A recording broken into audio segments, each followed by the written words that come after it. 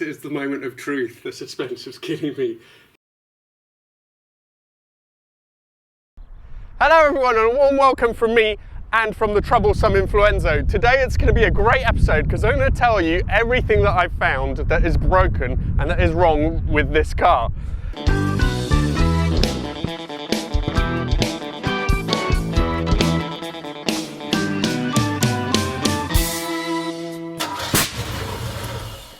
So back at the house, minus the PJs, and ready to talk about a few of the other things that are wrong with the InfluEnzo.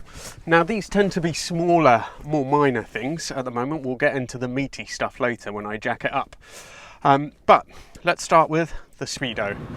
That has a mind of its own. Occasionally it works, occasionally it doesn't. I'm pretty sure it's an electronic speedo, so it'll be a contact somewhere. So I'm going to be looking at that and seeing how I can sort that out.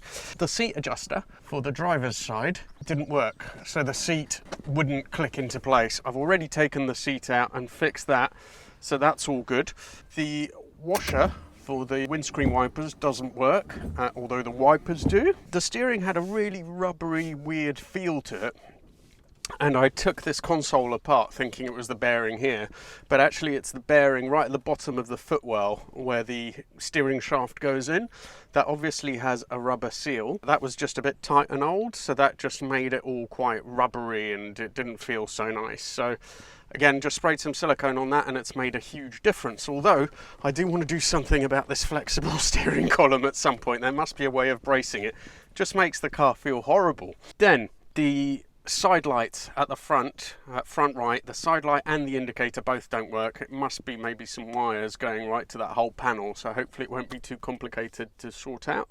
The boot release handle just here, the housing was cracked and the handle didn't pull properly because obviously it wasn't fully seated. So I've done a temporary fix there with a washer which was cut down and some silicone glue, and that seems to have sorted that out, so that was pretty good. The handbrake doesn't really do very much. Now they're notoriously crap on these cars, and also the passenger side window didn't work. It went down but it didn't go up, and I had the door card off for that and I managed to get that sorted out. So far then, all pretty minor stuff. So let's jack up the car and see what it's like mechanically.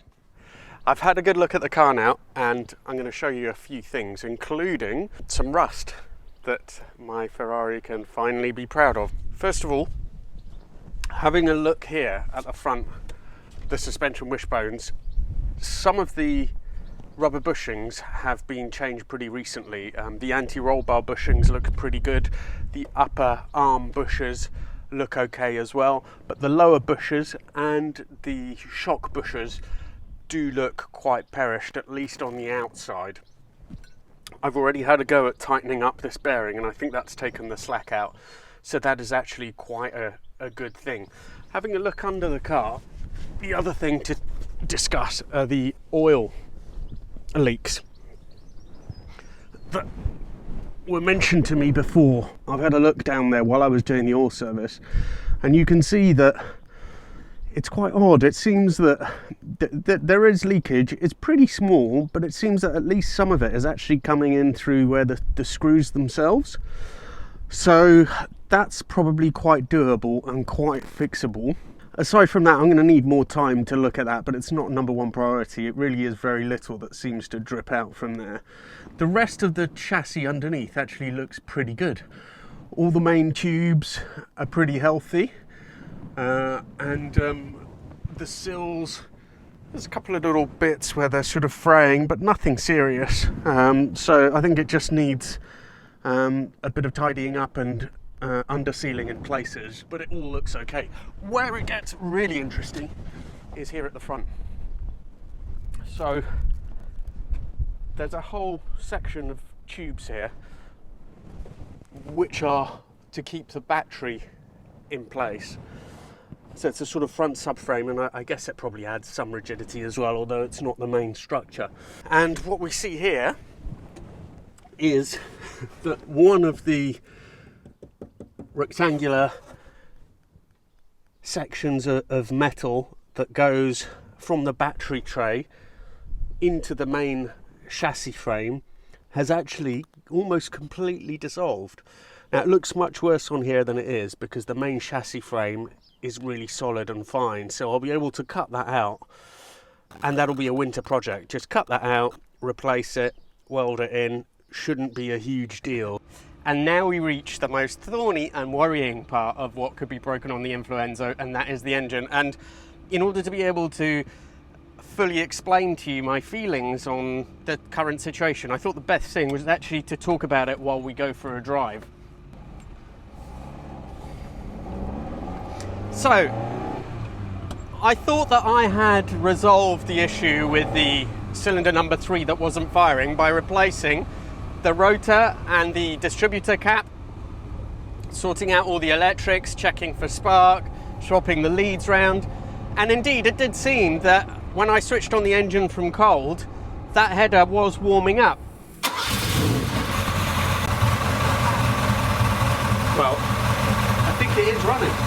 I thought, brilliant, that sorted it out. But a few things have happened since that have given me cause for concern. The first is that I was spraying more carb cleaner into the throats of the carbs, and they all slow the engine down, but that particular carb and that particular cylinder, they doesn't seem to have as much of a marked effect, which makes me worry. Also, that header doesn't seem to get quite as hot as the other headers.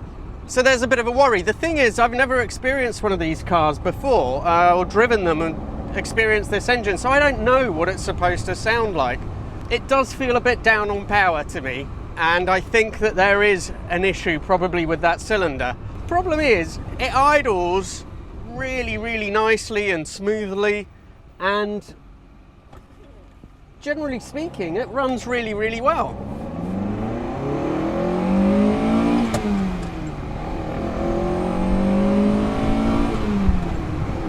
So it's not 100% clear to me, but I do suspect there is something wrong. Obviously, the compression tester is the only thing that will truly tell what is going on there, or at least give us an indication of that, and it should arrive tomorrow. So if it arrives in time, I will make sure that I include that after this clip in this video. In the meantime, quick talk about the other mechanicals of the car. Luckily, touch wood, there isn't any in this car. The gearbox is really good. It's really sweet. Even second gear isn't too bad. It does need a bit of a warm-up, but it's really nice and smooth, and really happy with that. And the brakes are also good. So really, it appears at the moment that the engine is the main unknown. If it turns out that it does need some work, I am hopefully going to be able to get that sorted out without having to resort to 15k or whatever quoted price is for a rebuild on one of these. I'll probably try and do as much of it as I can myself to reduce costs. I'm also selling my BMW and replacing it with a very sensible but cheaper car. So that'll give me a bit of a fighting fund if I do need to spend some money on parts for the InfluEnzo. Well everyone, the new tester has arrived and I'm so excited. I want to squeeze this in time for the video, so I can't do all 8, and I'm just going to do the front, back and forth, but that should still give us an idea of what's going on, because it's number 3 that we suspect is a problem.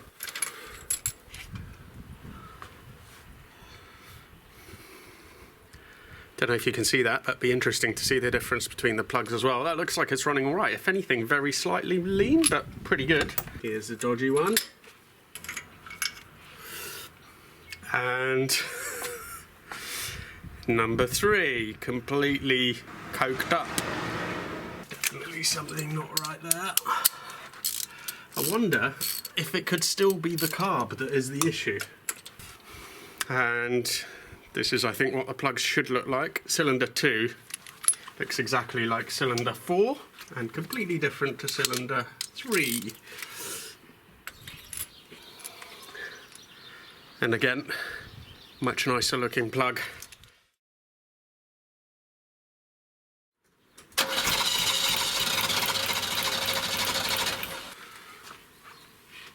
Okay, 160 odd, something along those lines, which I'm all right with. Let's try the others.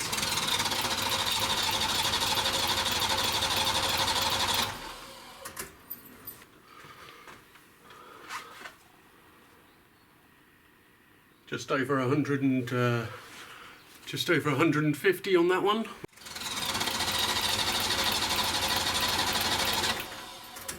And again, pretty good. About 160. Very happy with that as well. Alright everyone, this is the moment of truth. The suspense is killing me. Cylinder number 3, is it? I'm going to go out on a limb and say that I think it's going to be alright. And if it isn't, it's okay. You know, we'll find out what it is and I'll get it resolved somehow.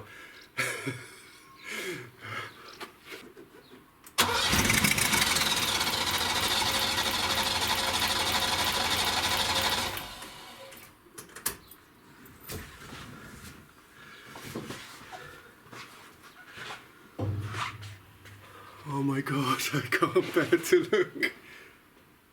Oh my god!